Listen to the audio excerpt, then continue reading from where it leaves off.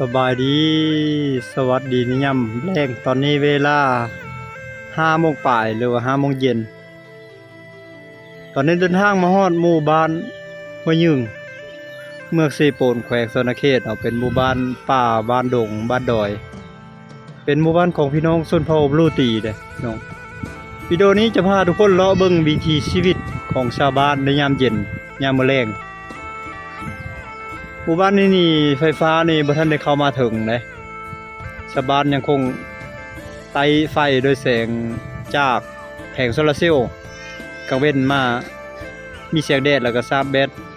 กลางคืนมาก็ใต้เขาเจ้าเกี่ยมกามันต้น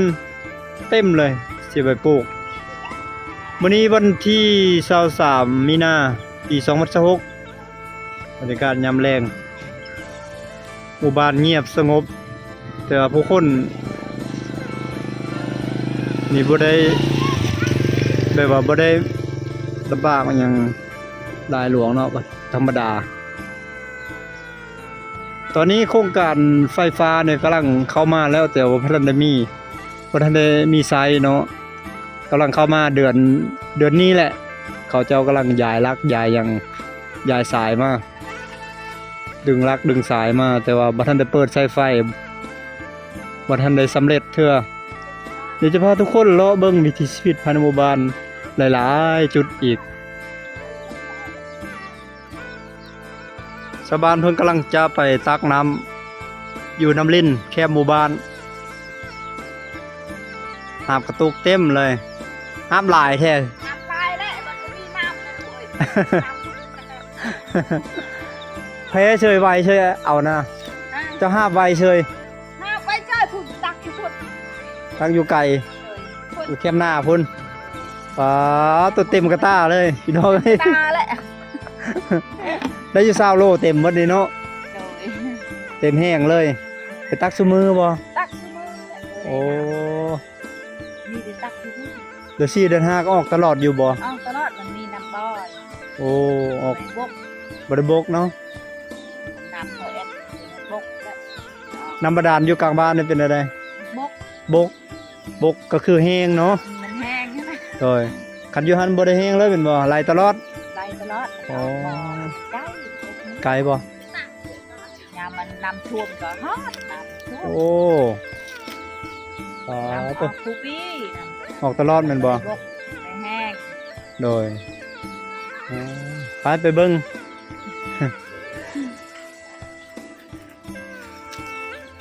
นี่โนทางไปอยู่นี้ เนี่ยทำไป โอ้ เลยหมักเลยกับตักบก โดย ขอให้เว้ยห้าไปพูนเมื่อไปพูน โอ้เฮือนอยู่ลุ่มพุ่นบ่ ลูกพูนกัน โอ้ไก่เนาะ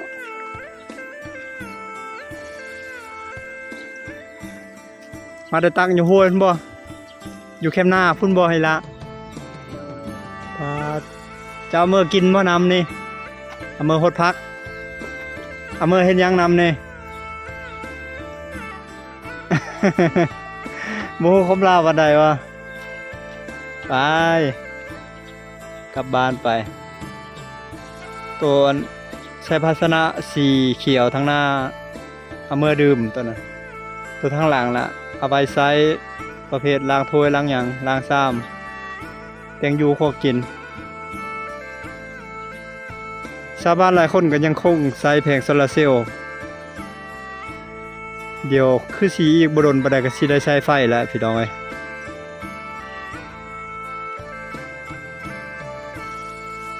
นี่คือทางลงไปตั้งน้ำคือเอาน้อยใช่ไหมเท่าคือเอาน้อยแทน้ำนะ ห้ามบันไดแม่เจ็บแอว โดยห้ามลายกันนักเจ็บเอวเนาะอันนี้ได้อยู่บ่2 ลิตรนี่ประมาณลิตรหนึ่งเนาะลิตรปลาย ประมาณลิตรปลายไปเท่าเอาอาบน้ำพร้อมเนาะถือสบู่ แม่ยางนี่ยาง โดย เอาไว้กลับไปหมู่บ้านประมาณ100 ปลาย200 เมตร แต่บ้านหาบ่อน้ำ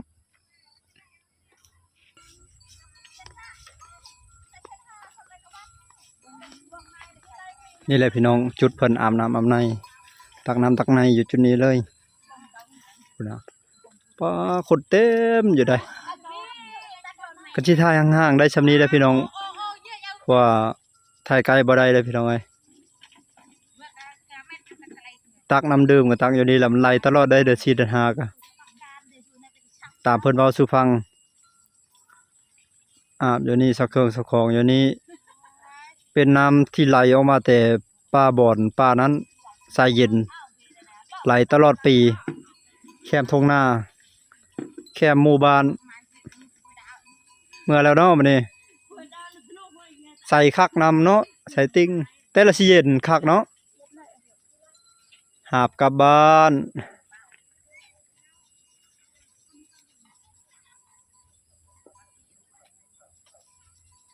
ไกลเติบได้หาบ้านหาเฮือนขึ้นภูอีกเนาะต้องผ่านป่าเพื่อสิฮอดหมู่บ้านเมื่อกี้นี่ได้ยินเสียงกบฮ้องออกออกออกออกออกอยู่นะฮั่นอาบน้ำบ่ละ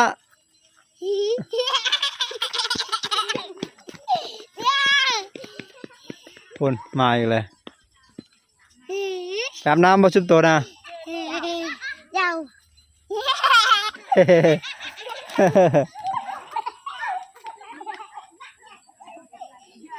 ปุ่นเด็กน้อยก็แล่นลงไปอาบน้ำเซลแล้วบ่ แล้ว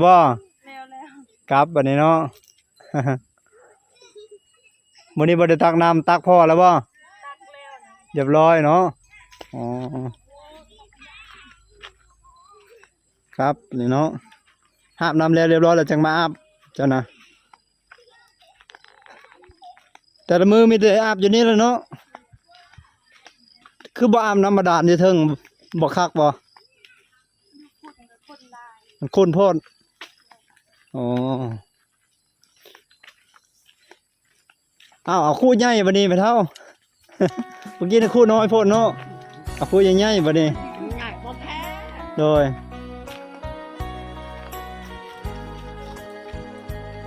ป้าเพิ่นอันหาบ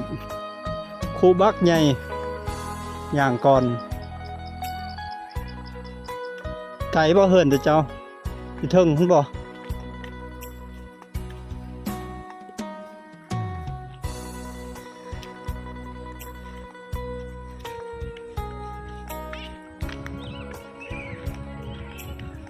โอ้หอมได้ดอกจำปาเนี่ยบานเลยเนาะมัดละตีนเปิดมัดละตีนนะเมื่อเฮือนล้างไม้บ่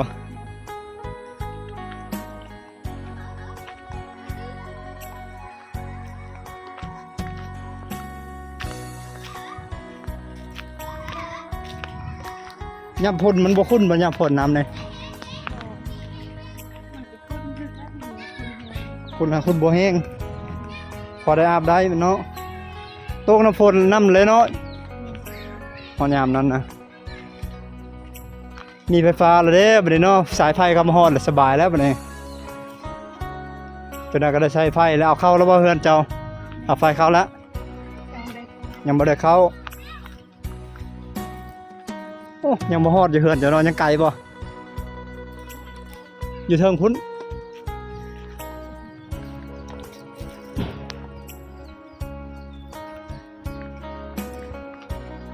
สาวลาววันป่ากำลังมาแต่อาบน้ำเป็นยังเป็นผู้สาวด้วยพี่น้อย แม่นบ่เป็นผู้สาวแม่นเอาผัวแล้วบ่จอบ่มีผัวแล้วบ่ อ่ะ อีก โอ้ยสิโอ้ย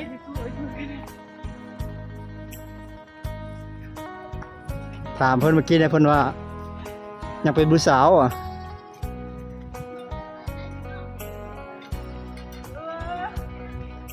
คันแม่นได้ผัวแล้วก็ขอโทษขออภัยเด้อบ่รัดบ่ฮู้จัก ฮอดหมู่บ้านแล้วนี่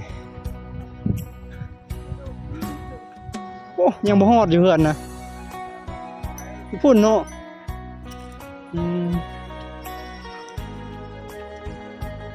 ไปเติบเนาะกูมีเฮือนก็มีแล้วเนาะ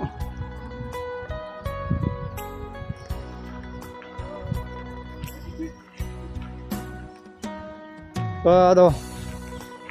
คันหาบน้ำสิบ่ฮ้อนบ่จนฮ้อนพุ่นแหล้วเนาะ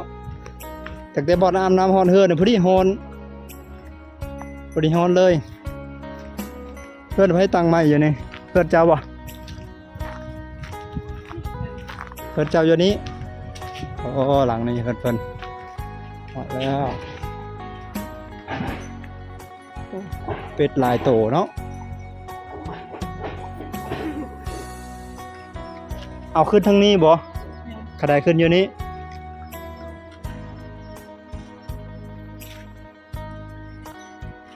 เฮ็ดหยังคอนกลมๆอยู่เทิงควันตัวจะเฮ็ดหยังดังไฟนึงเข้าบ่อยู่จักคนอยู่เฮือนนี่5 คนโดย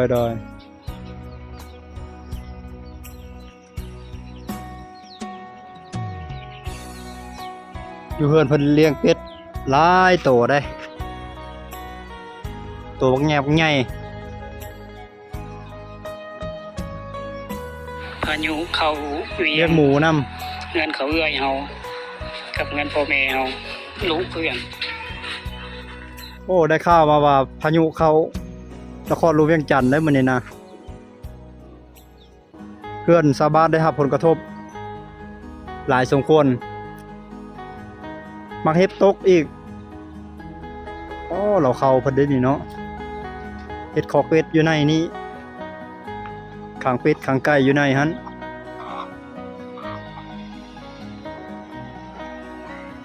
ทางนั้นเห็นรถเขาเจ้ามาจกดินมาขุดดินคือสิแม่นบุกเบิกสิเฮ็ดบ่อนตั้งเฮือนตั้งหยังใส่ว่าหั่นว้าตัวบักใหญ่คักเลยตัวบักอ้วนๆพี่ๆเลย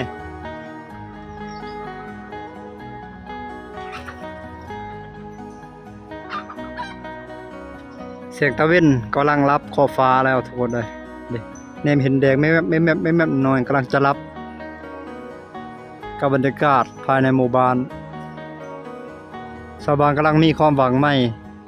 คือจะได้ใช้ไฟฟ้าในอนาคตอันไกลๆนี้มืดมิดมาหลาย10 ปีแล้วพี่น้องเอ้ยเป็น100 ปีแล้วกำลังจะได้ให้บ่อ๋อสิแล้วบ่เพิ่นมาได้ปลูกมันอยู่ให้ย่างเอาเลยเนาะ